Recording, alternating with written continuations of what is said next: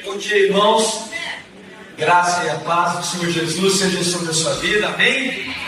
Eu acho que as cadeiras foram mais para trás ainda, né? Depois dessa foto aqui, de mexer com ela. Então vocês chegam mais para frente, porque senão fica muito distante. Irmãos, para aproveitar o nosso tempo, deixa eu já começar rapidamente, mas eu quero começar lembrando você do que nós estamos tentando construir nesses dias. Se você percebeu, eu tenho falado, a ideia não é trazer mensagens que sejam mensagens distintas uma da outra. Na verdade, minha intenção era construir um caminho, e nesse caminho nós entendermos cada passo, tomarmos decisão com relação a cada um desses passos. Na primeira vez que eu falei sobre a origem disso que nos faz viver uma vida no ambiente da carência, do que está faltando, e não na certeza do que nós já temos, do que Deus já nos deu. Falamos sobre como Eva foi influenciada a pensar naquilo que lhe faltava e não a perceber tudo o que ela já tinha. E essa vida de carência gera em nós uma ansiedade, uma insegurança, porque nós nos sentimos perdidos diante disso, e nós perdemos a perspectiva correta de Deus como Pai, e pela nossa própria natureza humana nós elegemos, a gente escolhe viver baseado na segurança circunstancial ou na falência dessa segurança. A gente se sente muito sozinhos, muito ansiosos. Isso rouba de nós uma identidade que nós construímos na outra mensagem sobre a nossa identidade, quem nós somos. Temos repetido uma frase aqui que eu vou ler com vocês novamente, que a coragem cristã não nasce da força humana, mas ela nasce da revelação de quem Cristo é e de quem nós somos nele, amém? Talvez você já anotou essa frase, olha sobre ela, pensa nisso. E nessa manhã nós vamos conversar sobre o que dá sustentabilidade para isso. Porque até agora nós temos uma plataforma com 2 pés somente, ela não vai se sustentar. Mas agora nós vamos formar um tripé, e essa plataforma nossa é capaz de se sustentar para então nós edificarmos os outros 2 passos que virão, Deus permitindo, hoje à noite e amanhã de manhã. Antes de falar sobre esse passo, eu preciso e gostaria de repartir com você a importância desse sustento. O prédio que abriga a nossa comunidade, ele é um prédio que os pastores que estão aqui, o pastor Renato, Eliel e o Darcy conhecem. Então, é um prédio histórico, é um prédio que foi construído em 1782. Um grande prédio, grande. Ele foi edificado por uma comunidade que era muito rica, e esse prédio, depois de 15 anos de construído, ele teve um incêndio que devastou ele, com exceção de 2 partes. Uma capela que ficava, era mais uma edícula, então aquela capela não foi consumida pelo fogo, e a fundação. Quando eles reedificaram o prédio, e agora ele tem 120 anos, parece, de reconstruído, se minha memória não falha, eles reconstruíram em cima da mesma fundação. Então, estar naquele prédio tem me ensinado muito sobre o que eu quero compartilhar com vocês. A importância de fundamentarmos os princípios que vão reger a nossa fé.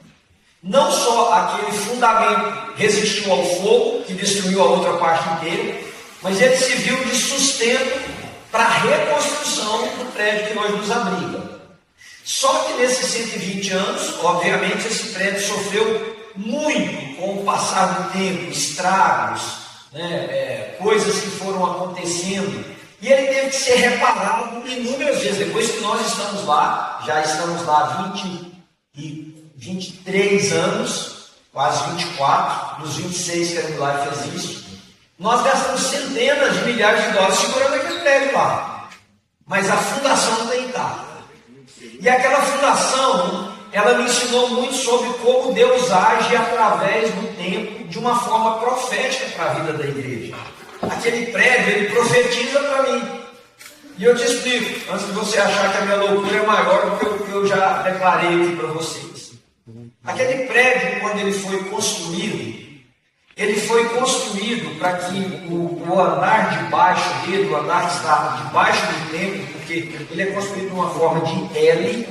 Então, nessa parte do L, ele tem o templo e tem uma parte grande lá embaixo, que é o nosso departamento infantil. Na virada desse L, ele tem um salão social, um outro auditório que nós usamos para adolescentes e jovens, e um terceiro que é para classes. Esse aqui foi construído como um bomb shelter, ou seja, a fundação é de 3 pés de largura, de concreto armado, com trilhos de ferro no meio dela, e o teto é de 2,5 pés de concreto armado, com trilhos de ferro em todas as direções. Então imagina um xadrez tampado com concreto. Por quê? E o prédio tem uma saída para o lado esquerdo com uma luz vermelha daquelas coloridas. Caso, na época da Segunda Guerra, os alemães conquistassem a Inglaterra, o ponto mais próximo para os Estados Unidos seria o Northeast, entrando lá por cima pelo Canadá, pela divisa com o Canadá, em Maine, Vermont, Massachusetts, descendo por aquele lado. Então, a igreja foi construída para que, caso houvesse um ataque, olha que coisa interessante, aquela luz iria tocar e as pessoas da cidade naquela época, né, 1940, até 1945, sabiam onde procurar abrigo. E onde eles iriam procurar abrigo? Na igreja. Ou seja, é um prédio na cidade, mas eu vou usar a palavra coincidentemente, as pessoas buscariam um abrigo no lugar fundamentado para protegê-las. E nesse lugar fundamentado para protegê-las tem um cofre que foi desenvolvido por uma firma de judeus naquela época, onde todos os documentos da cidade seriam guardados. Então, não só o povo procuraria abrigo no lugar fundamentado pela fé, como aquele lugar fundamentado pela fé seria o abrigo da memória de todas aquelas pessoas. Então, o que eu estou tentando falar para você é que se você e eu edificarmos a nossa vida naquilo que não tem sustentabilidade com o tempo, com os embates, com as chuvas da vida, com os ventos fortes da vida, com os terremotos da vida, vai ruir. Mas se a nossa vida cristã for fundamentada nos princípios e valores bíblicos corretos, porque não é que a fundamentação nos outros seria em valores adversos à palavra de Deus, não, mas eles podem ser incorretos. Por exemplo, esse terceiro princípio que nós vamos falar hoje é sobre a fé, mas tem muita gente que tem fé na fé. Ele tem fé na capacidade que ele tem de ter muita fé para fazer com que aquilo que não acontece passe a acontecer pelo exercício da sua devoção. Então, quando nós fundamentamos, o que acontece? Vem as tempestades, tem os estragos, tem os solavancos, mas a casa permanece. E ela permanece como abrigo e testemunho para gerações futuras. Quando a nossa estabilidade é temporária, é errônea, vai ruir, e tem um exemplo desse na palavra de Deus, ela vai ruir e ela vai trazer estrago para o momento e para a geração futura. Detalhe, quando você analisa essa parábola que Jesus citou de 2 construtores, a gente malha muito o construtor da casa na areia. Mas a maioria de nós somos construtores de casas na areia. Porque do ponto de vista empresarial, e hoje talvez o seminário financeiro toque nisso aqui com vocês, do ponto de vista empresarial, o esperto não foi o construtor da casa na rocha, de maneira nenhuma. E eu te explico. O comércio funciona com base em 2 princípios: oferta e procura, necessidade e provisão. O cara que construiu a casa na rocha, a casa dele ia ficar.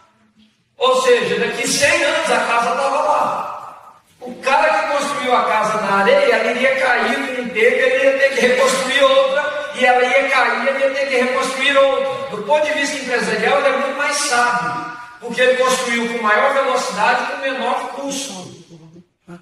Mas ela não iria se sustentar.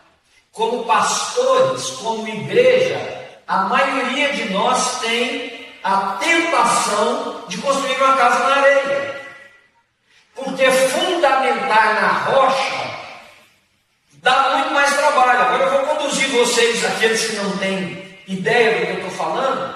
Quando você vai cavar para fazer uma fundação, é necessário que você cave mais profundo e mais largo do que você necessita para colocar nas formas que vai descer o concreto, não receber o concreto.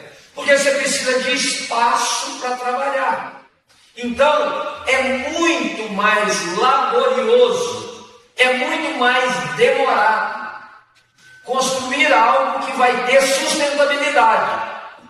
Enquanto o vizinho, esse vizinho próximo ou distante, e agora você não pensa na construção, pensa na fé, edifica uma casa, also known as igreja, muito mais rápido, que tem muito mais gente do que a gente. E o nosso olhar vira para ele e diz assim: eu acho que o cara está certo, eu estou errado, porque ele está fazendo dar certo, o meu não está. O problema é que a nossa grande preocupação não deveria ser momentânea. Eu não estou me preocupando tanto em estar aqui com vocês, o que está me dando tanto prazer de estar, eu confesso, estar aqui com vocês tem sido maravilhoso, mas eu não estou preocupado com hoje ou amanhã. Eu estou preocupado como que o que eu transmitir para você vai fundamentar você de forma que os seus filhos, os seus amigos, os seus netos sejam beneficiados por esse acampamento.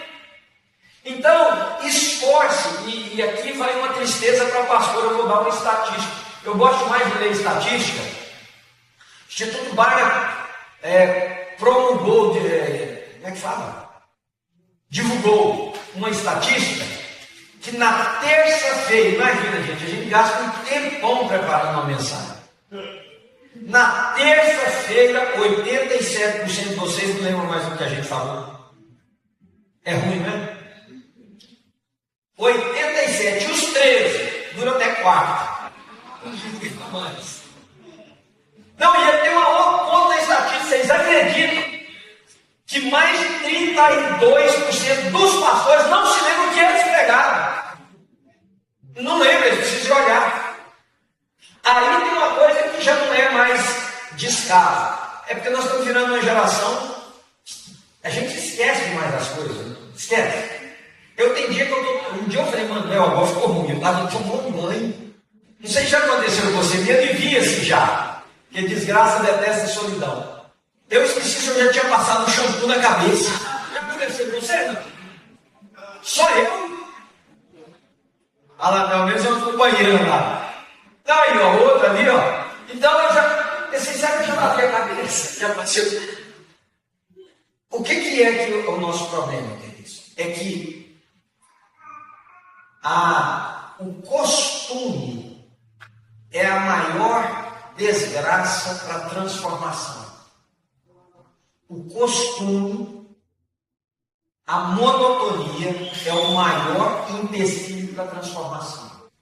E isso aqui que nós fazemos é um perigo, porque nós acostumamos com o culto, nós acostumamos com a igreja, nós acostumamos com mensagens.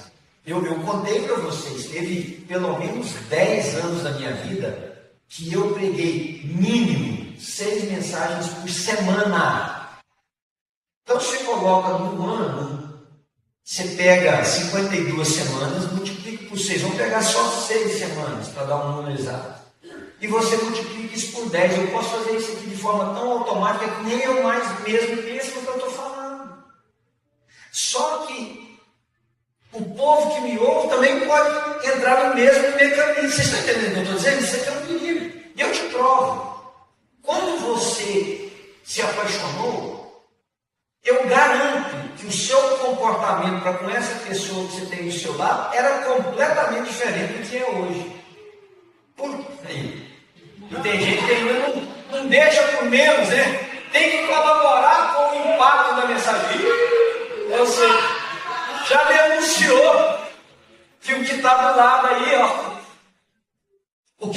assim, acostumamos. Acostumamos. Você sai e fala, estou indo. Tchau. Antigamente você ia lá, dava um beijo, voltava da porta, dava outro beijo. Estou indo, viu? Te amo. Voltava, dava outro beijo para garantir que é hora mesmo, estou indo. Vai, já fui. Mas na igreja é a mesma coisa. Você já viu como é que crentes que têm o costume de falar a paz do Senhor, eles não falam nem a paz do Senhor, a paz do Senhor. Você até tirou o Z com a paz de Deus. Virou milha de anymore. Eu fui criado numa família que a gente pedia bênção dos pais. A gente pedia bênção. E a gente não falava bênção, correndo, não, era sua bênção. Aí esperava o pai ou a mãe abençoar, te abençoou, meu filho. Era assim. Só que o costume ficou, mas perdeu o significado. Gente que ainda pede bênção, e sai correndo, nem sabe o que está acontecendo. Parece que é um mecanismo, uma coisa automática. Então deixa eu te falar uma coisa. Igreja pode ser um lugar onde a gente perca a nossa fé o mais rápido possível. Porque nós nos acostumamos com o que nós fazemos e não damos a isso o valor transformador de cada encontro. Irmãos, quantos preletores vocês já ouviram na vida de vocês? Quantas mensagens iguais, um pouco diferentes, com linguagem diferente, vocês já ouviram dos mesmos textos? A vida nossa é isso aqui. É conviver nesse mundo. Por isso que eu não tenho mais a intenção de ir em lugar, pregar mensagens que eu acho que vai impactar e ir embora, não fica nada. Eu queria muito desafiar você a cada dia desse nosso dar um passo, que você se lembre do anterior. Então veja, vocês lembram do que eu preguei? Não, me desanima não, porque começou o negócio de show. Anota aí alguma coisa, pelo amor de Jesus, e volta nisso, para você poder realmente fundamentar a sua vida. Nós estamos caminhando do fé, do medo à perseverança. Falamos dessa origem do medo, falamos da identidade, agora nós vamos falar da fé. Por que esse tripé? Porque se nós edificarmos uma missão que não tem uma plataforma, como o prédio que eu citei para vocês, quando o primeiro vento vier de sedução, de tentações, sei lá, de problemas, né, de motins, de qualquer coisa, ele desmorona. Nossa missão será construída sobre um fundamento que não se sustenta diante dos desafios da vida. Agora, para que eu queria gastar esse tempo hoje sobre fé? No sentido de você entender o que é fé popularizada hoje. Há um texto na carta que Paulo escreveu à igreja em Éfeso, e eu vou ler com vocês conhecem de cor, mas eu vou ler o texto, começando em Efésios, no versículo 1, quando Paulo diz que nós estávamos mortos nos nossos delitos e pecados, ou seja, ele conta a condição nossa, nós estávamos mortos. Me acompanhe um pouquinho. Um morto não pode fazer nada por si. A primeira coisa, e eu vou tocar em áreas aqui, que depois os pastores das igrejas de vocês que vão ter que segurar a onda explicando, porque é muito pouco tempo para mim dizer tudo. Mas você não acordou um dia e disse assim, quer saber? Eu acho que eu vou me converter hoje, não vou fazer nada mesmo. Vou converter. Não. Olha para a pessoa que está do seu lado e diz assim, você nunca se converteu. Fala, me ajuda, fala isso para mim. Você nunca se converteu. Você foi convertido. Não, gente, não ri não, no outro não. Porque isso vai mexer com a sua cabeça. Você não acordou porque falou assim, pelo seu belo prazer. Sabe o quê? Vou lá na igreja do pastor Eliel hoje, vou me converter. Gostei do povo, gostei do pastor, gostei do louvor, lá, vou me converter. Não. Esse passo não foi dado em primeiro lugar por você. Esse passo foi dado por aquele que poderia, inclusive, motivar você até essa vontade de fazer isso. Porque nós estávamos mortos. O morto não pode fazer nada por si. O exemplo usado por Paulo é para dizer que eu e você estávamos impotentes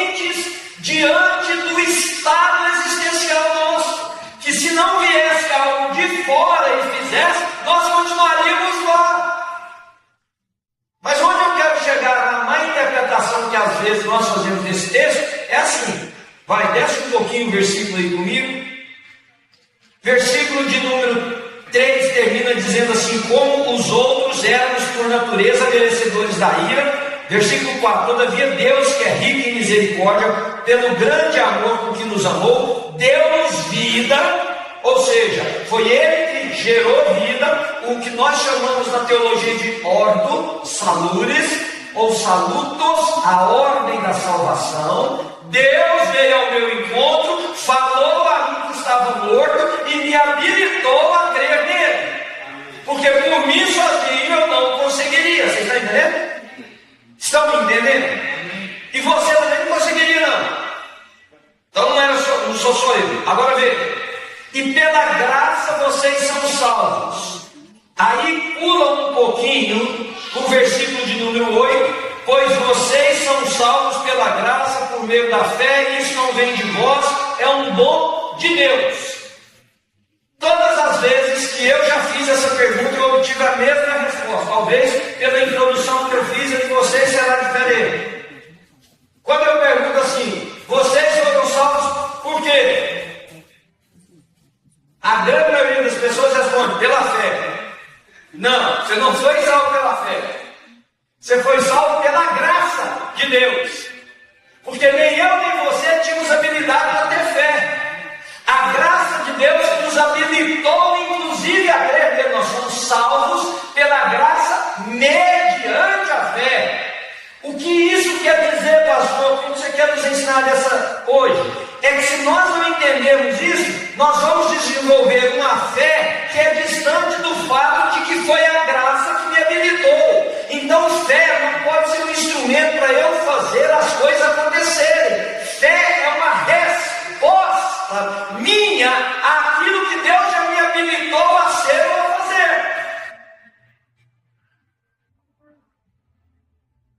Não só na salvação, como em qualquer outra coisa. Eu vou falar devagar, se vocês não me...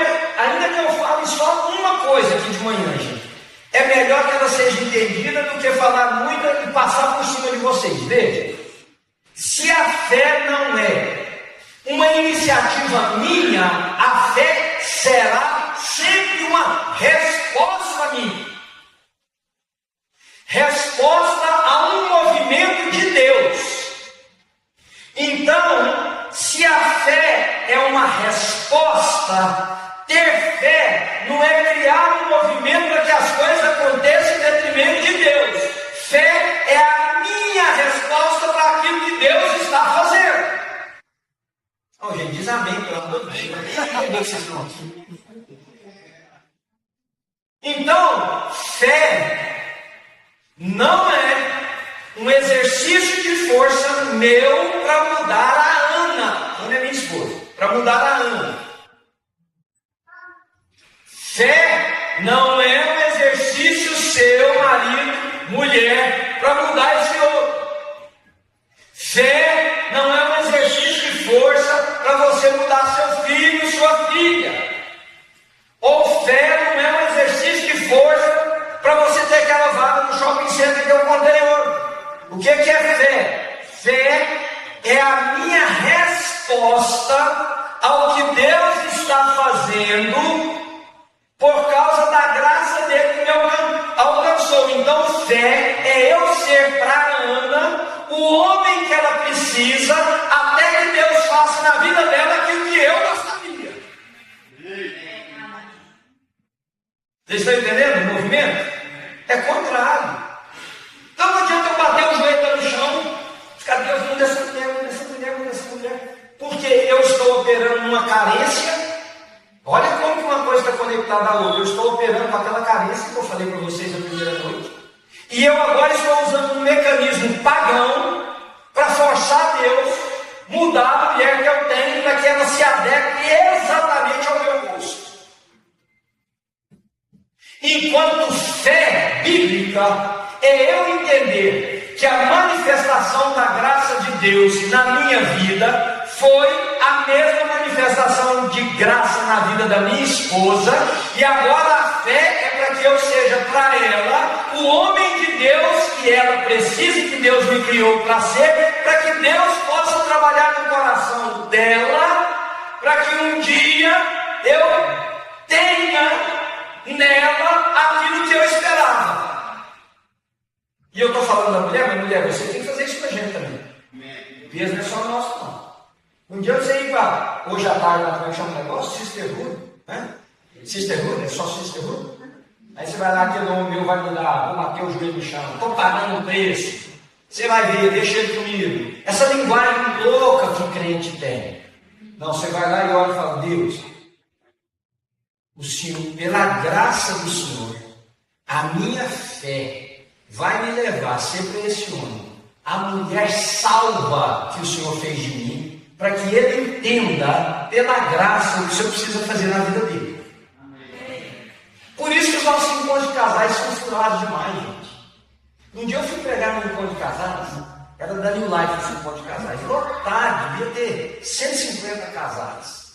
Eu pensei, isso aqui vai mudar a vida de todo casal. Para começar, é eu que estou falando, a coisa está bonita, a comida está bonita, beleza. Fiz um encontro de casais e pensei, se mudou todo mundo, ensinei a levar no teatro, fazer aquelas besteiras que a gente fala.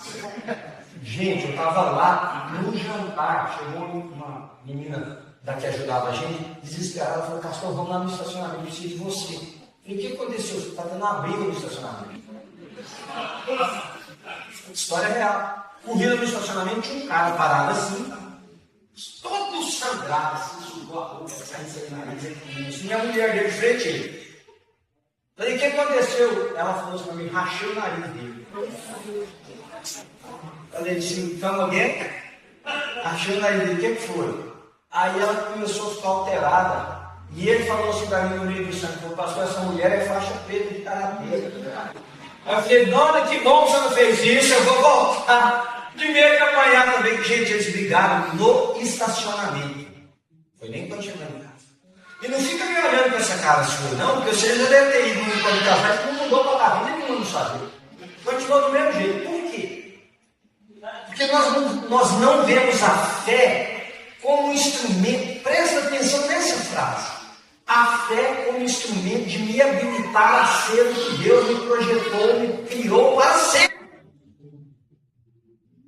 Fé não pode ser para eu forçar Deus em nada. Querem ver uma coisa? Vamos fazer um teste rápido. Vamos supor que Deus encarnasse, estivesse aqui nesse auditório, nós todo mundo lá de fora e Deus aqui sentado numa mesa, e Ele fosse receber cada um de nós por alguns minutos. Estão me acompanhando? Todos nós. Cada um de nós tinha uma senha nossa para vir falar com Deus. Aí lá de fora ia ter alguém distribuindo uma caneta e um papel para cada um de nós, para a nossa audiência com Deus. Me responda com sinceridade. Se você mudar, vai cair um raio na sua cabeça. Você usaria esse papel para escrever todas as coisas para você não esquecer de falar com Deus? Ou você entraria com papel em branco e a caneta para sentar e ouvir tudo que Deus tinha para falar e anotar? Qual dos dois? Olha, gente, nem falar. Era o primeiro. Você fala, nossa, vou falar com Deus. O que é que eu peço? Eu sempre mulher, marido, filho, finanças, sabe? Não posso esquecer de nada. Vou pegar isso que eu preencheria o papel, todos nós. Talvez nenhum de nós chegaria com esse papel em branco, sentaria na mesa de Deus e fala, Deus, o que é para eu poder anotar aqui e ter certeza que eu não vou esquecer de ser e de fazer aquilo que o Senhor quer que eu seja e faça. Por isso, e essa é uma figura que eu vou mostrar para vocês, a diferença do Oriente para o Ocidente, isso é real. Pediram duas crianças, uma ocidental e uma oriental, para descrever por desenho como é que ele via Deus. Uma desenhou uma orelha grande e outra desenhou uma boca. Qual das duas vocês acham que era criança no Ocidente? A do ouvido. A do Oriente desenhou a boca. Deus fala, nós ouvimos. A do Ocidente desenhou o ouvido. Nós falamos, Deus ouve. E não é isso que a gente faz nos nossos encontros, no nosso culto, na nossa devoção diária. Então, só para a gente poder começar a fechar, que eu vou ler o texto bíblico veja, fé não é promovida por exercício de esoterismo. De quanto mais eu fizer força, mais vai aumentar a minha fé. Isso é esoterismo. A Bíblia diz em Romanos capítulo 10, versículo 17 assim: ora, a fé vem pelo ouvir, e o ouvir da palavra de Deus. Então, fé pode ser equiparado com conhecimento. Eu conheço a Deus, e ao conhecê-lo, isso gera em mim uma segurança, uma estabilidade em quem Ele é, e não no que eu posso fazer para que Ele seja, e isso é traduzido como fé. Então, fé, por isso que Hebreus capítulo de número 11, versículo 1 e diante, diz, ora, a fé é a certeza das coisas que se esperam e a convicção dos fatos que se não veem, pois pela fé os antigos obtiveram bom testemunho. Então não era fé, essa fé de esforço religioso para conquistar algo, era fé que era fruto da confiança de quem Deus é. E se nós sabemos quem Deus é, nós podemos descansar no seu caráter.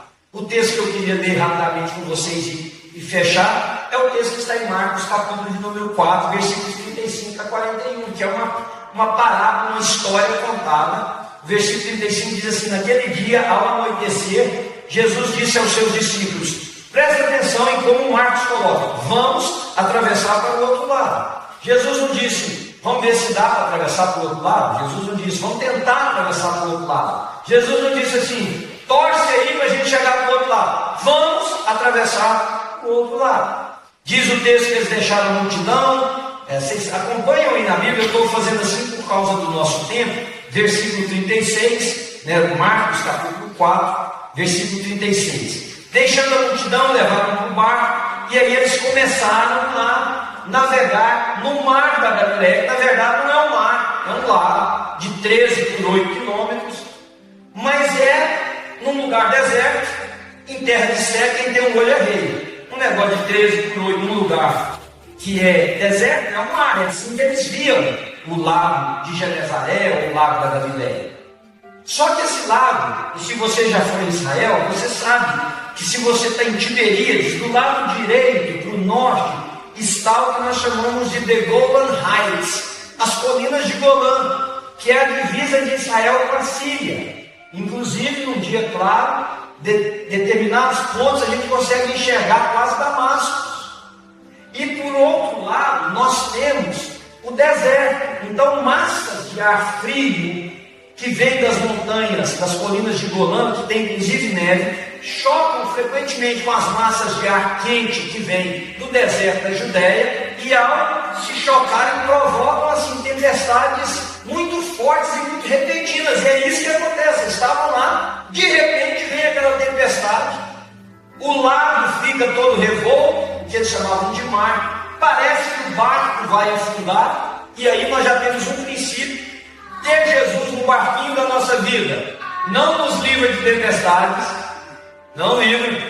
Ter Jesus no barquinho da nossa vida, Jesus estava no barco. Eu fico imaginando como cristão, porque o texto diz que tinha outros barcos que o seguiam. Eu ficava imaginando assim: aquele pessoal lá está em problema, porque Jesus está aqui, ó, no meu barco. Os outros se cuidam, porque eles vão afundar todo mundo. Só que o barco nosso teve uma tempestade tão forte que eles correram para Jesus. Versículo 38, Jesus estava dormindo na popa, com a cabeça sobre um travesseiro, provavelmente um travesseiro do timoneiro, porque era um travesseirinho de couro que eles usam até os dias de hoje, os pescadores da região da Galileia, para ficar sentado. E Jesus puxou aquele travesseirinho, estava deitado. Os discípulos acordaram e clamaram. Eles não disseram: Jesus, está chovendo, né? Vamos tampar o Senhor. Mestre, tu não te importa que morramos?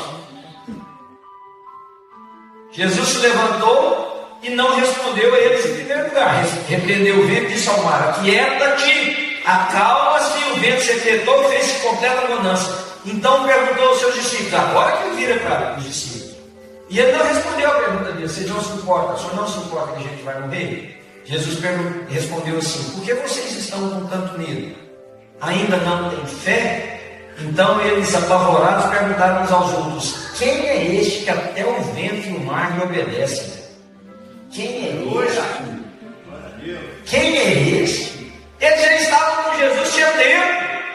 Eles viram Jesus curar a mão do homem com a mão ressequida. Eles viram Jesus curar um aleijado.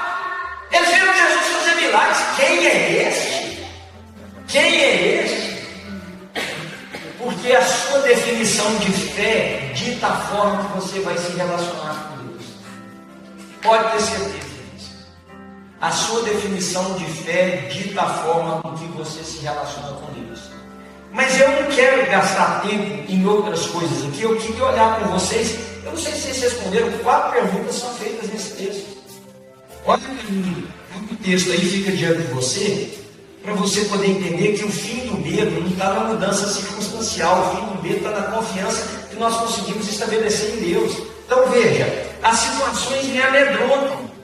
E eu disse isso anteontem, disse ontem e vou repetir. Se eu pedir para Deus mudar as circunstâncias, eu vou me sentir em paz momentânea, porque outra circunstância igual, semelhante, pior, vai vir sobre a minha vida. Mas se a minha confiança estiver que Deus está comigo na circunstância, qualquer outra que vier, somos nós dois contra o resto. A minha paz não se estabelece pela mudança circunstancial, a minha paz se estabelece pela confiança criada em Deus, pela fé.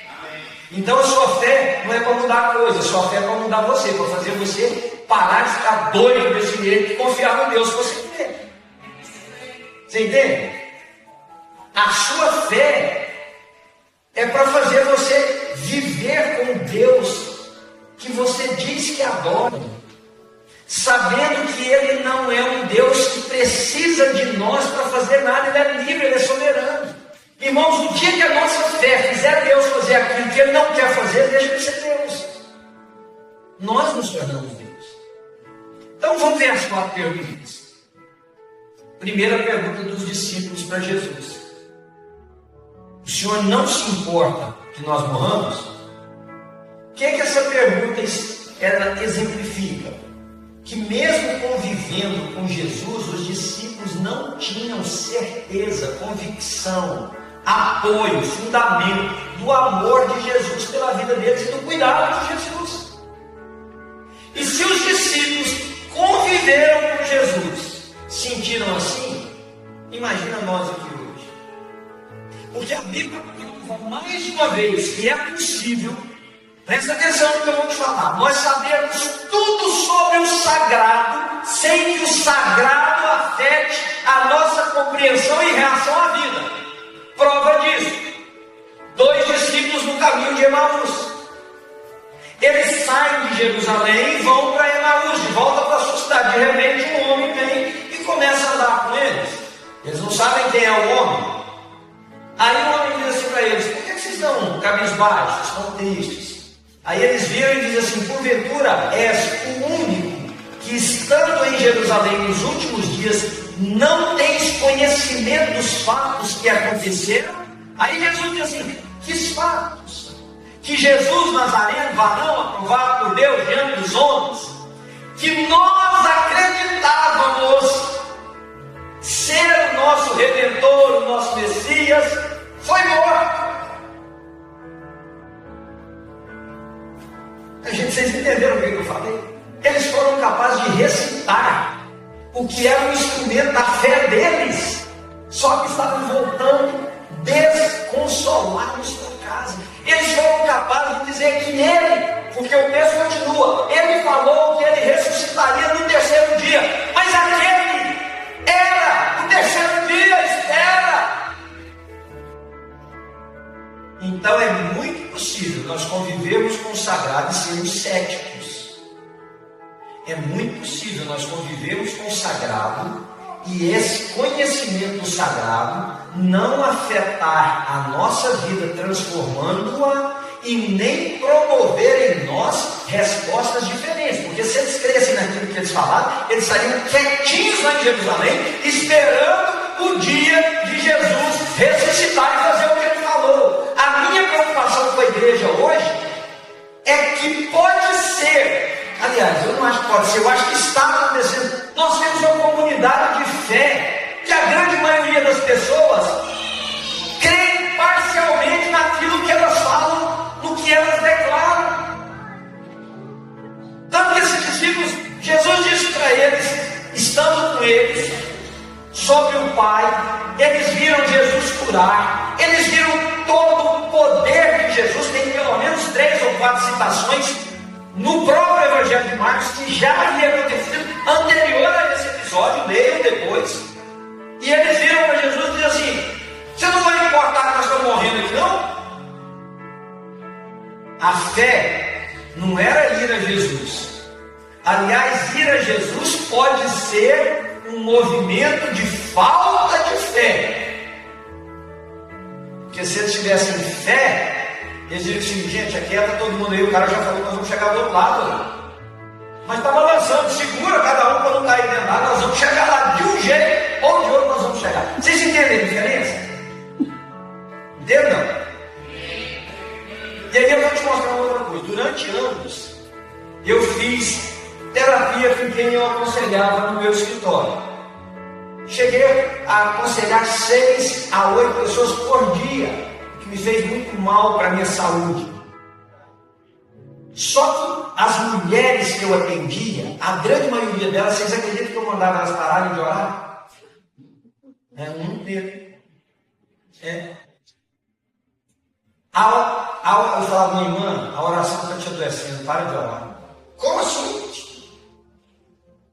Eu falei assim para ela: você já foi na minha academia? Eu repeti isso milhares de vezes. Já foi em academia? Já.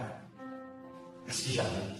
Você se esforça para puxar o peso, para fazer o que você quer. Como é que você se sente depois? Exausto. E é isso que sua oração não é isso.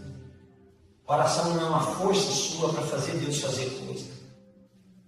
Não, mas é porque eu tenho fé. Não, você tem fé que se você orar mais forte a coisa vai acontecer. Você não tem fé no conhecimento de um Deus que te ama e diz para você assim: quando você não conseguir falar, só geme. E se você não conseguir gemer, fica calado, eu sei o que você precisa. Vocês estão entendendo? Fica caladinho. Se você der para mim falar assim, faça.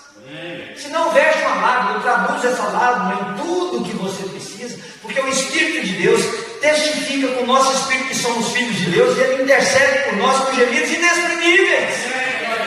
Não é o nosso grito, não é a nossa força, é a confiança em Deus que traz cura e paz, porque senão nós vamos continuar achando que Deus... A Sara, minha filha, ela era muito levada, muito. Até hoje a bichinha, ela tem 35 anos, ela parece uma menina. Mas a Sara era levada demais. Um dia ela estava fazendo coisas lá assim, a mãe dela chegou para ela e falou assim: filha, você não pode fazer assim, você está entristecendo Jesus. Aí ela falou assim: Jesus não viu não, não. Aí ela falou assim: como assim? Você estava com a cabeça assim, ó. Tem hora que a gente pensa que Jesus está distraído, não está vendo a gente. Então nós precisamos lembrar: Jesus, eu estou aqui, estou passando um terreno, faz favor, vem fazer o que o senhor é suposto a fazer. Aliás, eu dou dízimo, eu sirvo na igreja, eu frequento culto domingo, para ver se o senhor faz as coisas que eu preciso. Gente, é verdade ou não é? Nós só temos coragem de falar, porque tem medo de castigar a gente. Mas é isso. A gente não transformou ainda a nossa religião num relacionamento com Deus que nos ama e que nós nos sentimos satisfeitos neste amor dele por nós, e isso nos acalma no momento da tempestade. Eu sei que Deus me ama, mas por que ele não mudou essa situação? Não sei, e não entendo, e não tenho respostas, mas uma coisa eu sei: Deus me ama e eu preciso descansar nesse amor. Eu preciso descansar nesse amor. Eu não sei quantos pais ou quantas mães fizeram isso aqui. Quando meus meninos eram pequenininhos, e eu mais ainda, como eu disse para vocês, quando eu fui plantar milagre, nós vivemos, querido, uns 8 a 10 anos assim, tinha que contar o que ia comer. E eu orava e falava: Deus, não deixa eu morrer não, até esses meninos estão criados. Já fez essa oração? Eu fiz isso muitas vezes. Eu achava que isso era uma expressão de fé minha assim enorme. Eu sei que é de amor paterno, cara. Manuel que ama a Sara e o Pedro. Eu orava pela Ana também, né? Só que a Ana é muito bonita, eu falei, eu vou um dia na casa dele, a Ana é melhor que ele e tal. Resolve. É só a raiva que vai ficar deles, né? Mas os meninos, eu falava, Deus, não deixa eu morrer, não. Um dia eu estava orando e Deus falou assim para mim, Manuel, você acha que você não teve a Sara mais do que eu? Vocês entenderam? Você acha que você não teve a Sara mais do que eu? Porque teve uma vez que uma pessoa falou assim para mim, pastor, se você morreu, eu não tenho tempo para morrer agora não, esperar um tempo. Eu não tenho tempo para morrer agora. Então, vocês estão entendendo o que é fé? Fé não é eu dizer, Deus me dá vida, porque eu preciso trabalhar com a comida dos meus filhos. Não, isso é uma oração para que eu exerça o papel que só Deus pode fazer, porque eu sou um órfão de pai. Fé seria dizer, Senhor, eu sei que mesmo se eu cair morto agora, a bondade e a misericórdia do Senhor vai alcançar minha família. Então eu vou fazer o que eu posso fazer, mas eu vou descansar que as mãos do Senhor estão sobre a minha família. Amém? Amém? Então eles fazem essa pergunta porque eles não têm ideia do amor, e eu acho que você não tem ideia do amor. Você vem usando um exercício de fé para conquistar uma vida sem problemas, sem perceber que isso é, em primeiro lugar, impossível. E segundo, é adoecedor. Porque você e eu não precisamos disso. Pastor, mas e as coisas que acontecem na vida? Nós vamos trazê-las diante de Deus com a expectativa de quem ora, a quem pode fazer, mas sabendo que Ele age segundo a vontade dEle. Amém. E que essa vontade dEle não é estabelecida na tirania, é estabelecida no amor. Amém. Deus te ama. Vira para a pessoa que está do seu lado e diz, meu irmão, creia nisso, Deus ama você. Então descansa nisso. Deus ama você. Segunda e terceira pergunta foram feitas por Jesus. Ele vira para os discípulos e ao invés de responder assim, não, eu me importo demais que vocês morram. Olha, eu estou preocupadíssimo. Estava até dormindo.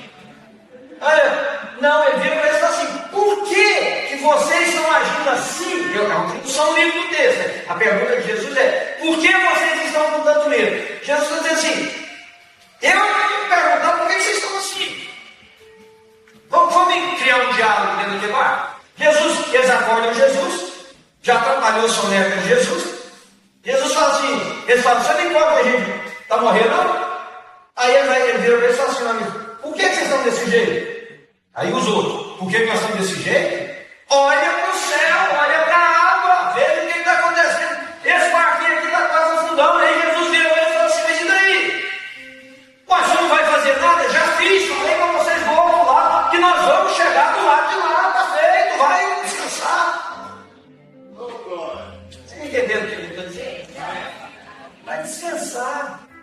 Mas nós, natureza humana, nós não somos quem olha para o pai, nós somos quem olha para a circunstância. Tem uma ilustração de um cara que sonhou. Sabe aqueles sonhos horríveis que a gente parece que está caindo num despenhadeiro que não tem fim? Já sonhou aquilo? Ele sonhou aquilo. Só que lá pelas tantas da queda, ele tinha uma raiz assim no esbarrancado, ele passou a mão na raiz e se firmou. Aí ele disse assim, Deus, me ajuda. Aí Deus respondeu, o que foi? Eu estou caindo aqui, me ajuda, faz alguma coisa. Aí Deus disse assim, solta a raiz. Aí ele olhou para cima e falou assim, tem outro Deus em cima não? E há um escritor que eu gosto muito, que ele diz assim, Jesus ele escreveu numa linguagem mais para as pessoas seculares, ele escreveu assim, Jesus foi o único fundador de uma religião que retirou o medo não por oferta de paz, mas pela presença dele. Amém. Olha bem, Jesus não prometeu para nós assim, olha, vem que eu vou tirar esse medo da sua vida, e eu vou tirar esse medo te dando um documento que as águas do mar da sua vida nunca mais vão ficar revoltas, que o seu barquinho nunca mais vai balançar de um lado para o outro, não. Jesus veio e disse, Manuel, a minha paz te basta na relação de confiança pela fé que você desenvolve em mim. Quando o barco balança, a sua certeza é a confiança que eu amo e que eu estou com você. E aí, Jesus faz duas perguntas. Vocês ainda não têm fé? Então Jesus não estava usando fé no sentido de falar para eles: vocês mandam aí, faz oração forte, reza bastante, essa água vai parar aí, joga dinheiro dentro da água para ver se o mar se acalma, ver se Poseidon acalma o Deus da água lá, vocês sabem, na mitologia grega. Pare aí a coisa. Mas Jesus, vocês não têm fé. O que eu estava perguntando? Tudo que vocês aprenderem, e aí eu pergunto para vocês, como eu pergunto para mim sempre: tudo que nós aprendemos sobre Deus, sobre Cristo, sobre vida comunitária, e fica onde diante dessas tempestades da vida, querido? Fica onde? Porque era tudo que era para fazer. Pedro, que era o afoito da turma que falava demais, às vezes até fui ele que foi lá guardar Jesus, né? O texto diz, não? Se a gente pensar que foi ele também, a gente não está pecando. Por que Pedro, que sempre falava nessa hora, não falou: seu turno, vamos confiar no homem. O homem está aqui, ó. Se afundar, afundou ele também. Morreu todo mundo. O bom senso desaparece diante de uma fé que foi estruturada na força que nós podemos fazer para mudar as circunstâncias. E aí tem uma última pergunta que eu quero terminar com ela. Agora, antes de eu fazer a última pergunta, vocês lembram do texto que está lá em 1 João? Quero ler para vocês, capítulo 4, versículo 18. Diz assim: no amor não há medo. Pelo contrário, o perfeito amor expulsa o medo. Porque o medo é o que pressupõe castigo. Agora já sou eu, não é mais o texto livre. O medo pressupõe castigo pela falha nossa. Mas o amor faz com que nós nos sintamos totalmente amados por Deus como somos. Eu queria fazer uma pergunta para você antes de ir para a última pergunta. E não me responda, porque eu sei que você talvez vai mentir para mim, porque fica socialmente mais correto. Então pensa só para você. Você realmente acredita que Deus te ama? Deus ama você?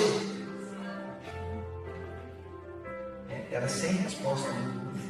Todo negócio era não ter resposta. Você acredita que Deus te ama? Porque eu vou dizer uma coisa para você. Se você acredita, as suas reações diante da vida deveriam refletir isso. Por último, aquilo que eu acho que é um reflexo de todos nós. Quem é esse? Pergunta. Então é uma pergunta dos discípulos para Jesus, duas perguntas de Jesus para os discípulos e a quarta pergunta dos discípulos para os discípulos. Quem é esse? Que até o mar lhe obedece. Interessante, Marcos capítulo 2, Jesus tinha curado um paralítico. Marcos capítulo 3, Jesus tinha curado um homem com a mão ressequida. No próprio capítulo 3 de Marcos, Jesus expulsa demônios, ou seja, ele demonstra poder sobre o físico, ele demonstra poder sobre os demônios, mas os discípulos não conheciam ele. Como? Qual era o aspecto que você acha que os discípulos aqui não conheciam Jesus? E aí eu vou falar uma coisa para terminar, que pode mexer muito com a sua cabeça. Quem busca Deus para conhecer o seu poder, nunca criará uma relação com Deus. Porque no poder nós não nos identificamos com Deus. O poder de Deus sempre vai ressaltar a nossa fragilidade. Nós precisamos buscar Deus pelo relacionamento. Porque no relacionamento nós vamos encontrar um Deus que se despiu da glória e do poder e se fez homem para que nós o conhecêssemos. O que Deus quer é que nós o conheçamos. Os pastores aqui devem saber disso, há um capítulo da da história dos nossos estudos da espiritualidade, que se refere aos pais da espiritualidade do quarto século, que nós chamamos dos pais do deserto, que eram homens que queriam ter um profundo relacionamento com Deus e se retiravam para o deserto, para buscar a Deus com mais intensidade. E um desses monges que ficaram lá, padres, que eu vou falar padre porque na maioria era daquele movimento que ainda era um movimento criado por Constantino, que nós conhecíamos como uma igreja só, né? Eles diziam assim, que eles achavam que Deus podia realizar tantas coisas, que eles passaram anos buscando um poder sem nunca terem visto a face daquele que realiza todo o poder, que tem todo o poder. Se eu e você ficarmos buscando Deus pelo seu poder, nós não vamos conhecer. E na hora que o desespero bater, nós vamos gritar para esse Deus que tem poder, e se parece que a voz dele não ecoar de volta para nós, nós vamos ficar loucos, porque nós vamos nos sentir só. Agora, quando a gente conhece, a gente sabe que pode confiar. Então eu queria fazer um apelo para você nessa manhã, que estou fazendo todos os dias. E, pastor, eu posso pedir você para orar por nós depois? Eu queria convidar você que você fizesse um trajeto daí da sua cadeira até aqui na frente. Vai ser uma peregrinação sua, desconstruindo a fé que você edificou até esse momento. Vem fazendo uma oração de lá para cá, fala: Deus, eu não quero fé que seja um exercício de força meu. Eu quero ter fé em quem o Senhor é, motivado por aquilo que o Senhor já fez em mim, para que eu possa enfrentar toda e qualquer situação da vida, baseado na confiança, baseado na compreensão e no conhecimento de quem o Senhor é. Você quer fazer isso? Você quer levantar daí, vir aqui à frente, numa atitude, mas venha consciente do que você quer fazer. Você quer desconstruir uma ideia errada de fé e quer abraçar uma nova. Você quer abraçar uma fé que faça você confiar em quem Deus é e não naquilo que você pode forçar Ele a fazer por você. Porque aí você vai encontrar descanso para a sua alma. Você quer sair do seu lugar e vir à frente? Para nós orarmos juntos? Chega bem aqui para frente, feche seus olhos. O pastor Eliel vai orar por nós. Vem para cá, mas venha com consciência. Com consciência, talvez você vai ter que pedir perdão para Deus. Senhor, eu fiquei aqui minha vida cristã esforçando para mudar do Senhor, para ver se o Senhor se importa comigo. Pois nessa manhã eu quero declarar que eu sei que o Senhor me ama. Eu quero pedir perdão pelas vezes que eu duvidei desse amor e manipulei o universo para as coisas acontecerem. Feche seus olhos, orando por você.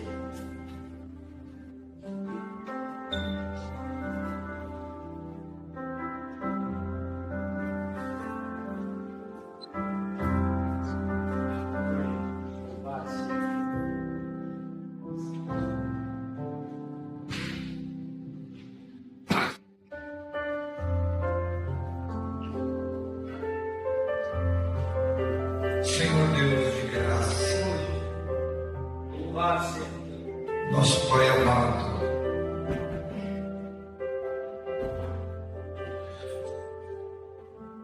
nós queremos agradecê-lo de todo o nosso coração. Em primeiro lugar, pelo privilégio que o Senhor nos deu e nos dá de chamá-lo pelo doce nome de Pai. Amém. Obrigado, Senhor. Obrigado. De olhar para o Senhor como um Senhor que é Pai e que nos ama incondicionalmente. E a medida disso é infinita, para trás e para frente. E a nossa necessidade, Pai, nesse mundo cheio de propostas fúteis, rasas, burras muitas vezes, nos iludem, nos atraem, e a gente sofre.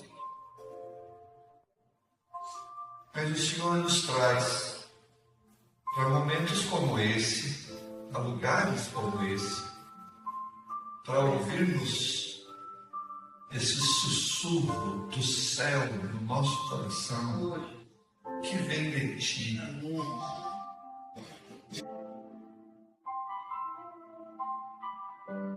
Quase que dá para sentir o Teu cheiro de Pai, nos chamando para o Teu colo e nos dizendo: vocês não precisam disso, vocês me têm e eu tenho vocês. Senhor amado, abençoa e toca no coração desses teus filhos que aqui estão e respondem com a fé apropriada à tua voz. Nós declaramos, Deus, a nossa impotência de mudar do Senhor, mesmo porque é burrice, nós não faríamos isso nunca. Mas o Senhor nos convida para descansarmos em saber que o Senhor está, sim, em silêncio, no nosso barco, no barco da nossa vida. Ajuda-nos, Deus, não fazer apenas uma análise correta das circunstâncias, mas completa. E o fato de o Senhor estar junto não importa mais nada. O Senhor é mais. Amém. A tua presença muda tudo. E traz, Deus, a tua presença, a consciência da tua presença, Deus, nos tem ensinado nesses dias que muda tudo, que nos melhora, que nos faz respirar, que nos faz descansar, a nossa segurança volta e o Senhor se alegra. E a nossa vida se encontra com a verdadeira vida que vem de Ti. Pai, os tempos têm sido ruins para nós. O mundo bombardeia, propostas pipocam de todo lado. E é tão propício, Deus, esse momento. É tão marcante, tão importante, quando o Senhor nos chama com esse assobio de Pai, que o Filho confia. As tuas ovelhas ouvem a tua voz. E nós viemos para dizer: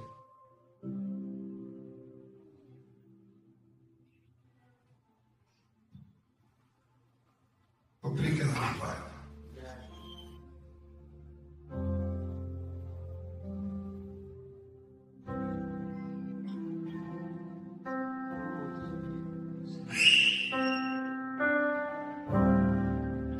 Obrigado pela tua voz,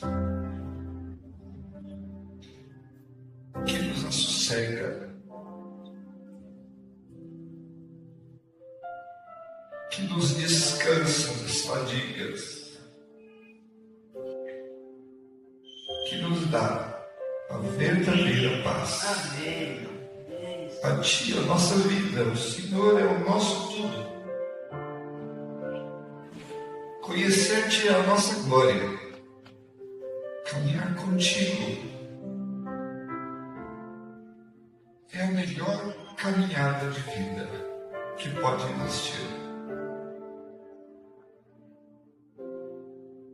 Perdoa-nos as agitações desnecessárias, perdoa-nos, Deus, a ignorância no exercício dessa fé bendita que o Senhor nos presenteou. Perdoa-nos até mesmo desejar algo que seja diferente de Ti, com o ilusório poder que nos gera satisfação. Tu és o nosso tudo. Amém. Tu és o nosso tudo. Tê-lo é ter tudo.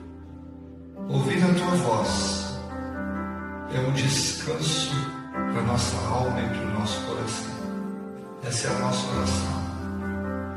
Te agradecemos pelo Teu toque nessa manhã. E de paz, povo de Deus, que a graça de nosso Senhor e Salvador Jesus Cristo.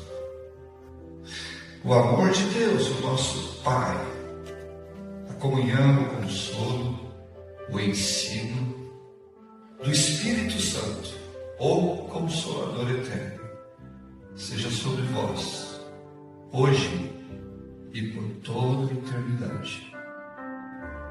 Amém. Amém.